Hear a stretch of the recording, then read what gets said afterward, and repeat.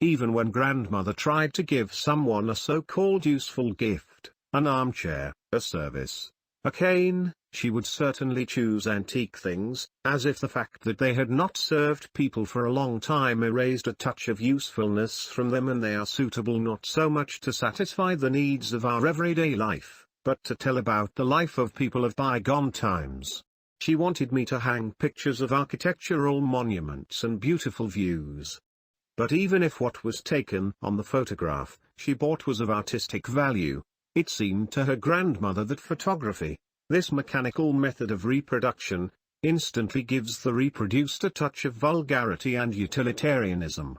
She indulged in tricks and strove, if not completely to expel mercantile banality, then at least to limit it, to replace it with art if possible, to layer it with art. She asked Swann if any major artist painted Chartres Cathedral, large fountains of St. Cloud, Vesuvius, and instead of photographs, she preferred to give me reproductions of Corot's Chartres Cathedral, Hubert Robert's great fountains of St. Cloud, Turner's Vesuvius. This was already a higher stage of art. But if here the photographer was removed from the reconstruction of works of art or nature and replaced by a major artist, then he claimed his rights to reproduce the interpretation. Pushing back vulgarity, grandmother tried to push it back even further. Grandmother asked Swann if there were engravings of this or that work, and, if possible, she preferred to acquire old engravings, which are of interest not only in themselves, but those that recreate works of art in the form in which it is now inaccessible to us, for example, engraving by Morgan, made from Leonardo's Last Supper before the supper was spoiled. It should be noted that grandmother's art of making gifts did not always lead to brilliant results. The idea which I had given myself of Venice from a drawing by Titian, of which the lagoon is supposed to be in the background, was, of course, much less true than that which ordinary photographs might give me.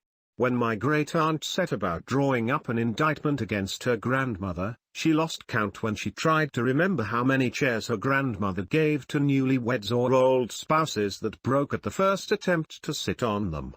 To put to the test the strength of furniture, on which one could still discern a flower, a smile, a charming fiction of bygone times, would have seemed too petty to my grandmother. She was even seduced by the fact that it was convenient in the things she gave, because it was possible to use this convenience in a way that was already unusual for us. So in ancient turns of speech we are captivated by a metaphor that has been erased in our modern language from frequent use. George Sand's rural novels, which my grandmother was going to give me for my birthday, are reminiscent of antique furniture. They are full of expressions that have fallen out of use and have regained their original imagery, which they have not yet lost in the countryside. And the grandmother chose them, as she would prefer to rent a house with a Gothic dovecote or some other ancient buildings that have a beneficial effect on the human soul, filling it with longing for unrealized time travel. My mother sat down by my bed. She took the book François Le Champi, whose brown cover and incomprehensible title gave in my eyes features of a sharp originality and mysterious charm. I heard that George Sand is an exemplary novelist. This alone made me think that there was something inexpressibly beautiful in François Le Champi. It would not have been stolen from any more or less subtle reader that George Sand's narrative devices, calculated to arouse curiosity or touch, turns of speech that disturb or inspire sadness, migrate from novel to novel,